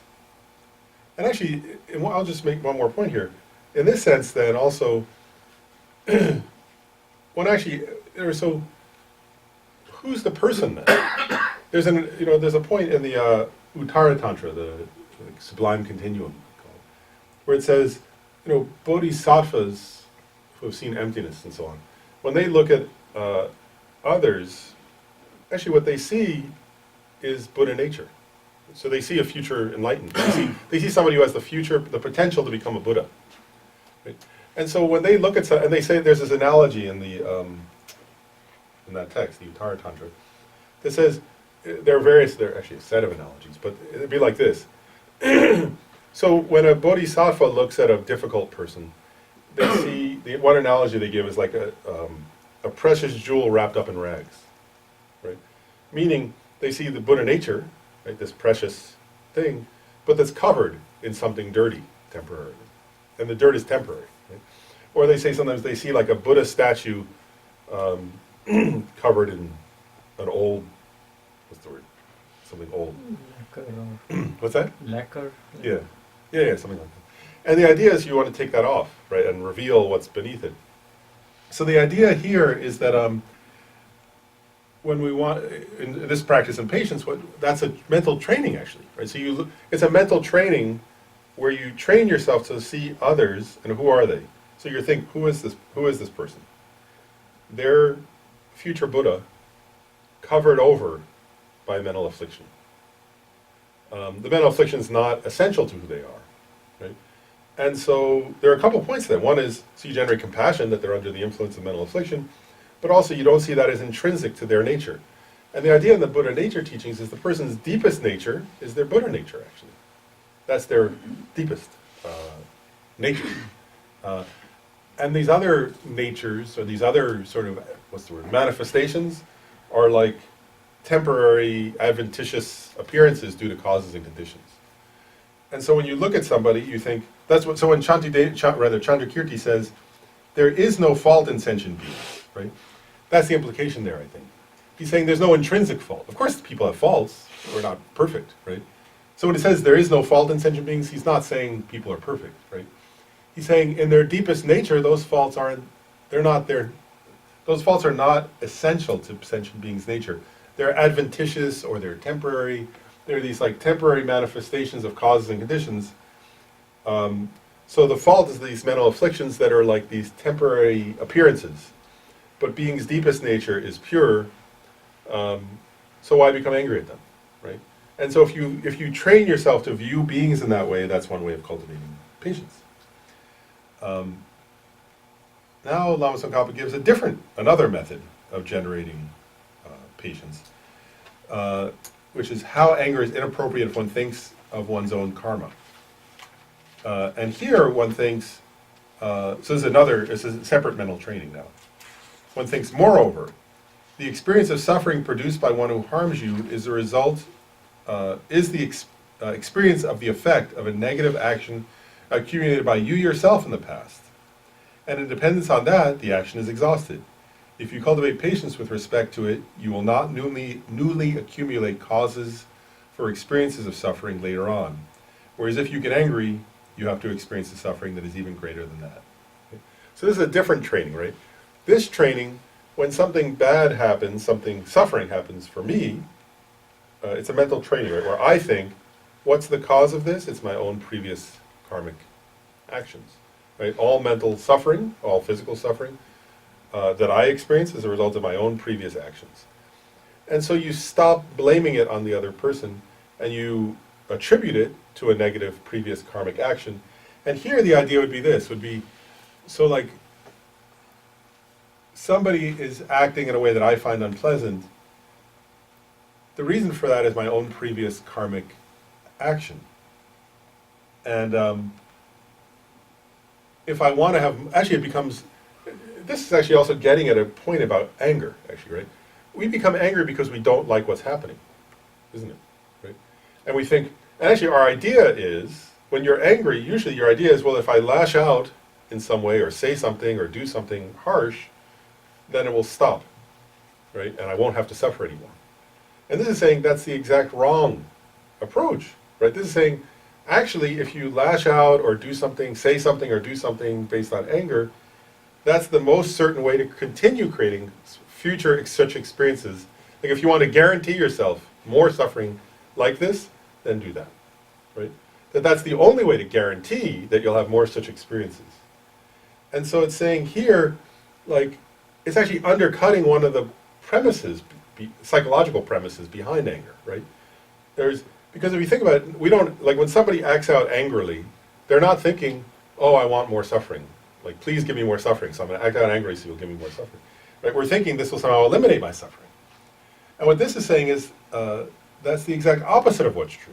So it's actually, and I just want to point out that, like, this is undercutting anger in two different ways then, this point. One is, when somebody does something unpleasant, right, ordinarily I blame them. Like, I think my unhappiness is because of you, right? Here it's saying, no, it's not because of them, it's because of my own previous actions.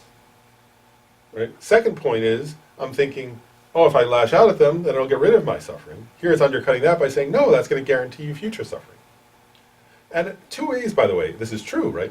One is, actually three ways. One is, you think, like, so you think, oh, if I lash out at this person, will get rid of my suffering. First of all, in the short run, in the immediate, the person's not going to say thank you for lashing out at me. They're probably going to become more annoying. Secondly, over time, like over the next months or days or weeks or years, this person's probably going to become more unpleasant towards me. And then thirdly, from a karmic perspective, in future lives, I'm going to continue meeting them and having them be difficult to me. And that's how this happened in the first place, was that I did that in relation to them. That's why they're being unpleasant to me now from a karmic perspective. And so I'm guaranteeing that'll continue. So it's undercutting anger in all these different ways, this mental training.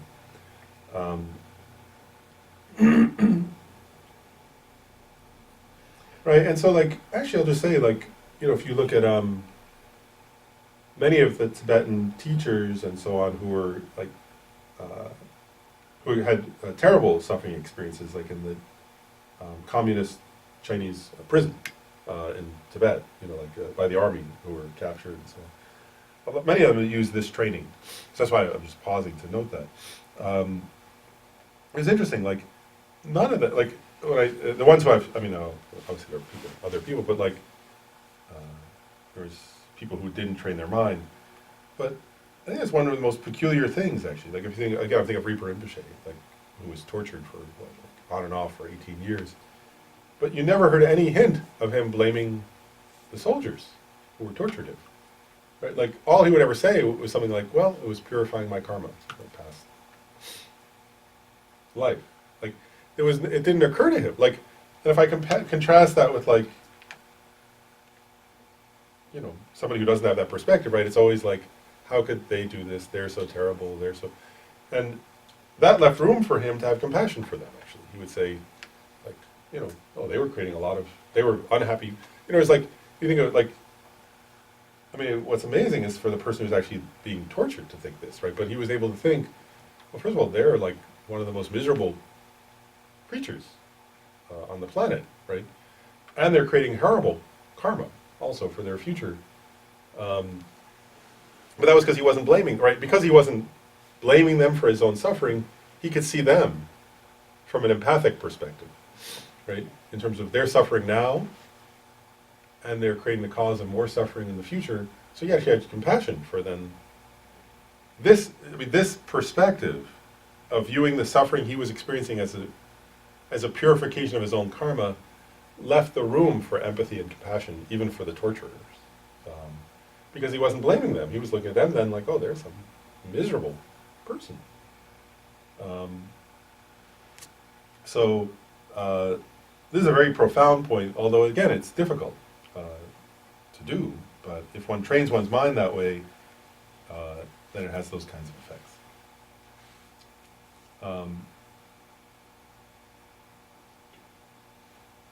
And then he makes another point, which is the appropriateness of being patient as if it were a medical exam. So he says, now Lama Tsongkhapa says, it is therefore quite appropriate to be patient with minor suffering in order to avert greater suffering, such as being patient with medical procedures and so forth to cure a serious illness, right? So there, like the person, again, he's just getting at different trainings, right? So another training he's getting at here is, so now you're experiencing something unpleasant, right? Which is why you become angry. And the idea here is like, rather than becoming angry, you think, oh, this is purifying me of my own bad karma, right? And it's painful, but like, you know, like he's making a point here, like if you have to go in for surgery, right? Like ordinarily, a reasonable person doesn't become, what's the word, angry at the surgeon or angry at the like, whereas you make a choice, right? Like you say, if you recognize like, oh, I have this terrible condition, the surgery will likely help it. And so then you voluntarily undergo that and you think, okay, I'll bear the suffering of it because I'm going to get better. Does that make sense? And you have some recognition, the suffering I'm going to go through of the procedure will lead to some good result for me. So I voluntarily enter into that and accept it and view it as a process towards healing, right? So he's saying, Lama Tsongkhapa here is saying, well, view your own suffering in life as that, because that's what it is. If you become angry in reaction to it, then you're creating more suffering. But what he's saying here is, if you take it as a means of purifying your own karma, right, then it's that, actually. It's a path for you towards, what? Towards enlightenment, actually. So your suffering has good qualities then.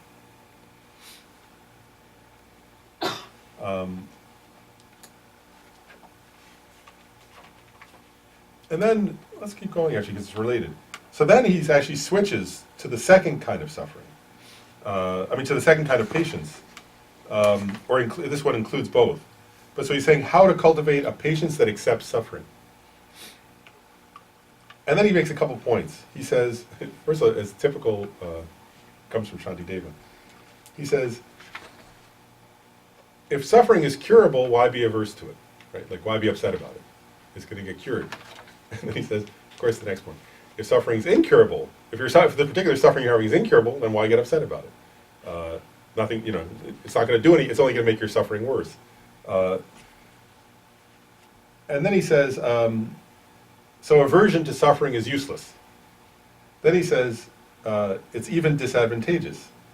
For even a tiny suffering becomes hard to bear if you're very intolerant, whereas even great sufferings are bearable if you are tolerant, in other words. And so here he's getting at a point which is, sorry to say right, a kind of patience that embraces what is. Right? Embraces whatever is arising. What's your reaction to that? Beautiful. I think so too, actually. Yeah. The most beautiful. It's peaceful, yeah, that's for sure. Yeah, like if you're not like you have all the trainings and whatever arises, and you can let it pass through, like or you are not like you don't feel like they're hitting you. You just let it go through and it's like not react to it. Sometimes I think, I agree, and sometimes I think about this point, I think, oh, that's like what an actual grown-up person is. So whereas childish, like, part of the definition of being childish in a way is we think it's a big deal that we're suffering. So I think, oh, like what a grown-up would be, if I could imagine one, would be somebody who, like, is like that, right? Just thinks, of course, like, what do you mean? Of course suffering happens, of course good things happen. And then suffering happens again, and then another good thing, like, that's life, so what? Like, that's not a big deal.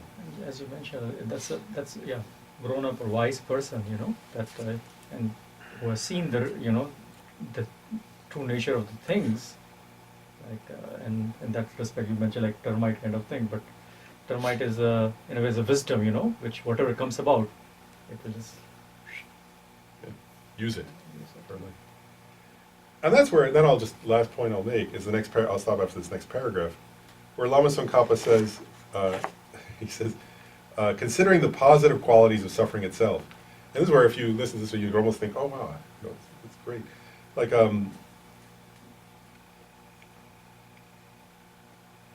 people who have trained, like, actually, not just Tibetan Lamas, but I actually, you know, I know some people where like a difficult experience comes, like an illness, and they think, oh, this is a gift. Wow. Like, but why do they think that? Now I was going to say, this, I said that as a preface.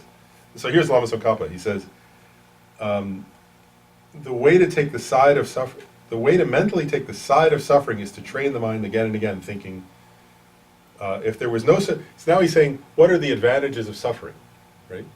And he's making some points. He's saying, you know, if you want to develop renunciation, striving for liberation from samsara, that only comes about through understanding suffering, right? And so, if suffering comes, it's a teaching about the faults of samsara. Then he's saying, also, it has the positive quality of eliminating my arrogance. When I am beset with suffering, my conceit about my own superiority is destroyed, right? So there is, it's through suffering that we become humble, isn't it? That's what he's saying there. So when you just said a second ago, what do you think about that? It struck me that that was really a first step, not the answer itself. Just, so maybe it's more like a teenager instead of a grown-up. A grown-up would get to the step that you're talking about This now. step. Yeah. Yeah, it's not just getting it that a response, you know, is not going to help anything, but to actually replace that thought even with a better thought of it being a gift or you know, something positive. Yeah. And then he makes more points. He says, also, it has the positive quality of making me stop doing negative actions, right? Like, in other words, if you understand, and this implies that the person already has some understanding that suffering comes from negative karma, right? So then the person would say, like, so the idea here really is that, I would say, like, part of this idea is taking life as your teacher, you know, taking suffering as a manifestation of your teacher. It's a feedback mechanism. Yeah, it's how you learn, right? Yeah.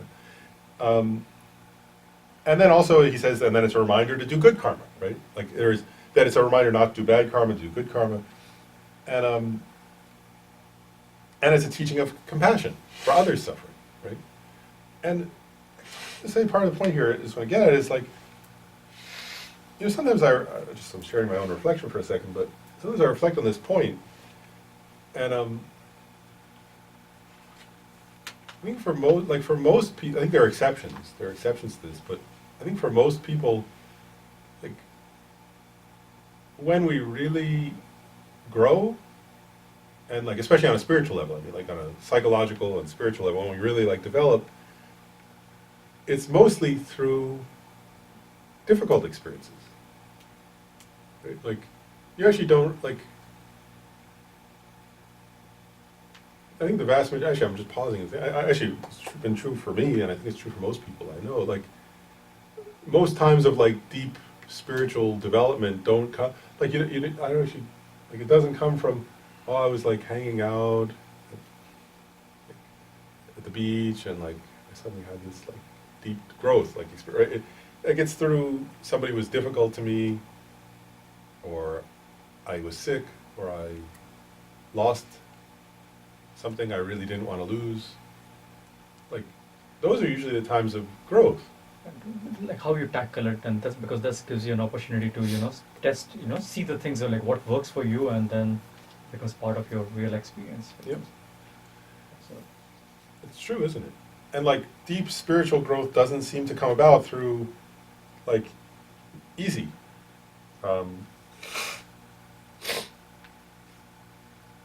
Like ease or something like that. And that's part of what Lama Tsongkhapa is saying here, is that like, you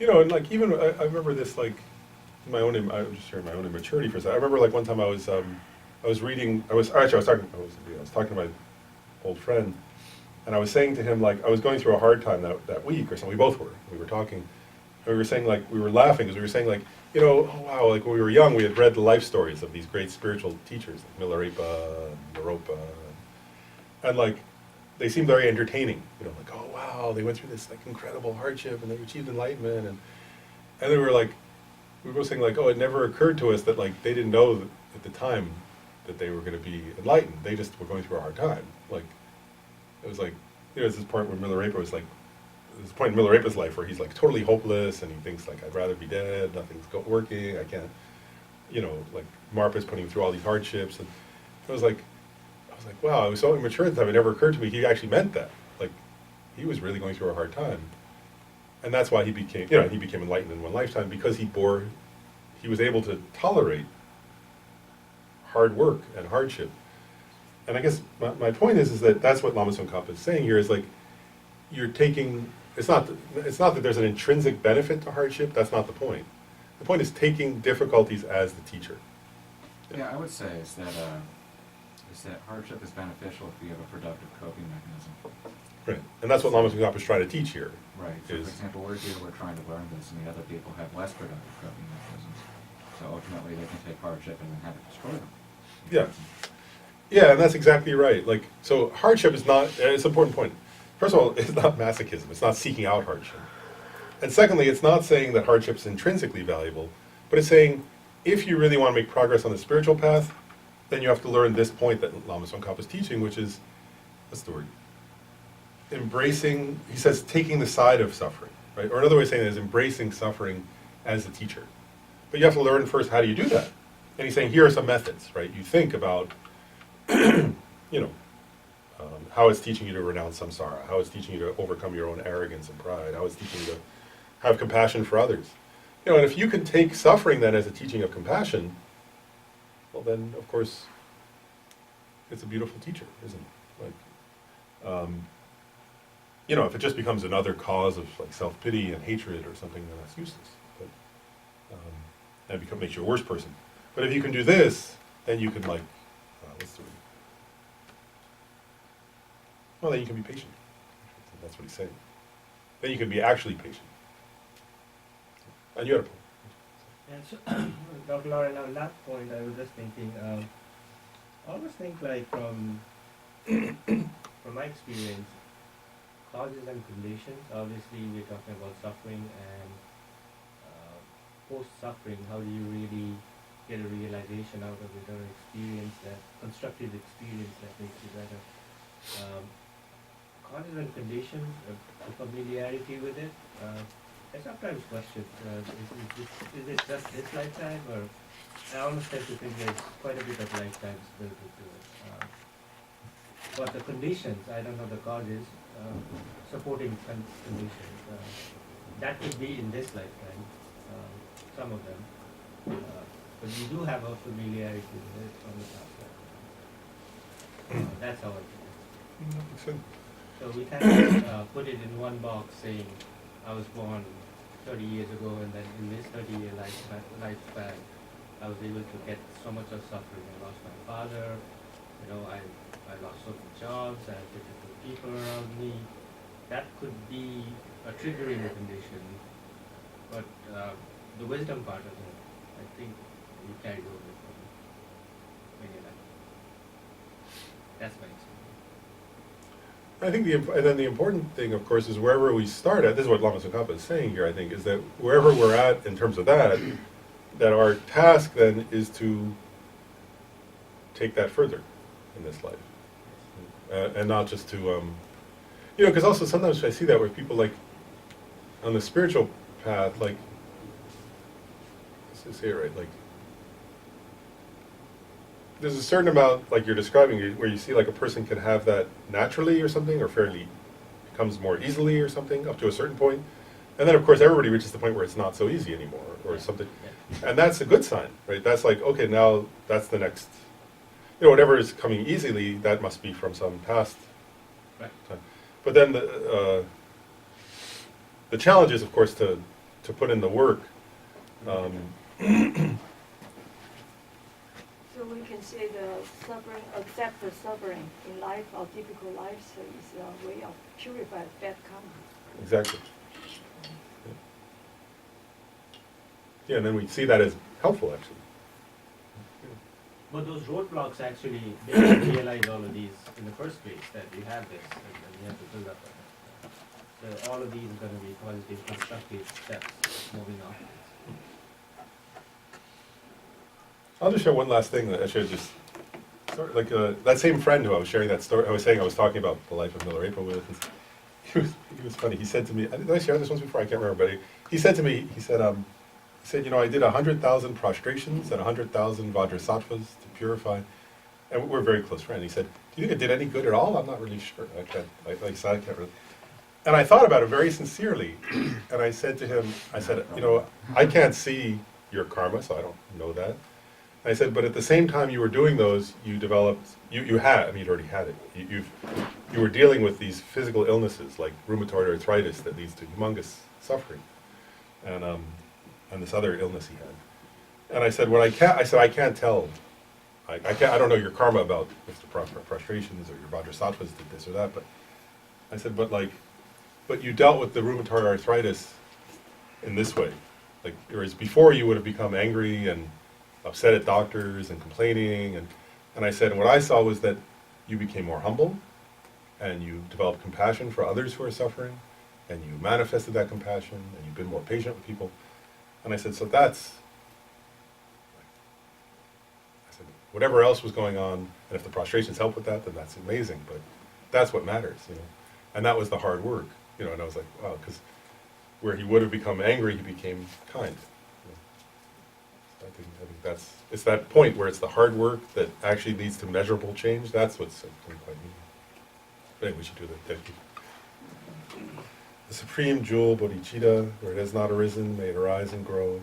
Where it has arisen, may it not decrease, but increase more and more. In this snowy mountain paradise, you, the source of good and happiness, all-powerful Chenrezig Tenzin Gyatso, please remain until samsaras.